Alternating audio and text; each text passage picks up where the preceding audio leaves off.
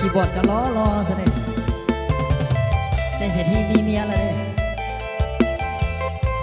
ก็หยอกซื้อๆดอก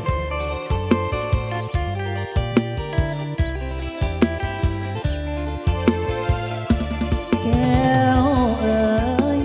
เจ้าเป็นยังลืมคอนหลงลืมบอกลืมคอนเคยอยู่อาศัยจากคอนนี้แก้วนี้ไปมีคอนใหม่เจ้าเครียดเจ้าสังเลือกใดหนีไปอยู่ใส่หนอเจ้าแก้วเอ๋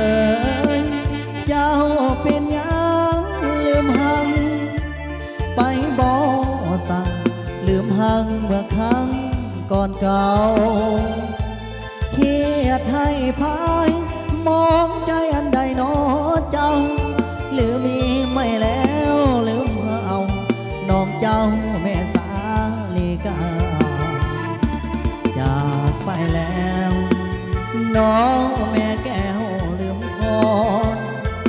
ลืมทุกบ่อลืมคอนลืมคนเลี้ยงมาลืมเข้าน้ำกงท้องเคยอยู่นั่นนา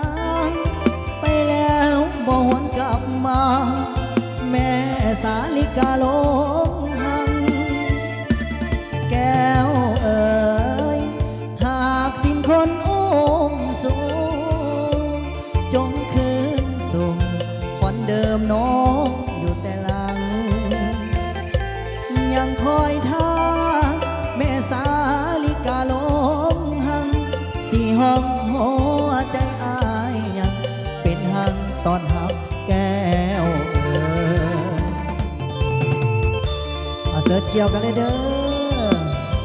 เกี่ยวซ้ายแล้วไม้ขวามาเลย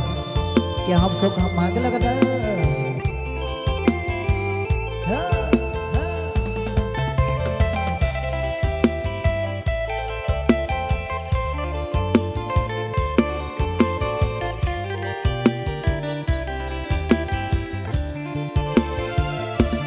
จากไปแล้ว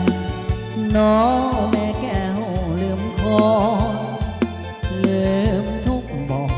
ลืมคอนลืมคนเลี้ยงมาลืมเข้าน้ำกงท้องเคยอยู่นั่นนาไปแล้วบ่หวนกลับมาแม่สาลิกาลงหัง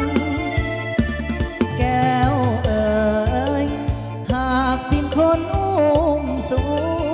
งจงคืนสู่คนเดิมน้องอยู่แต่หลังยังคอยท่าแม่สาลิกาลงหังสี่ห้องหัวใจอายยังเป็นหังตอนหับแก้ว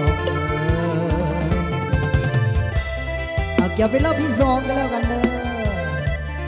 เกี่ยวหับสุขภาพที่ดีกันแล้วกันเนาะ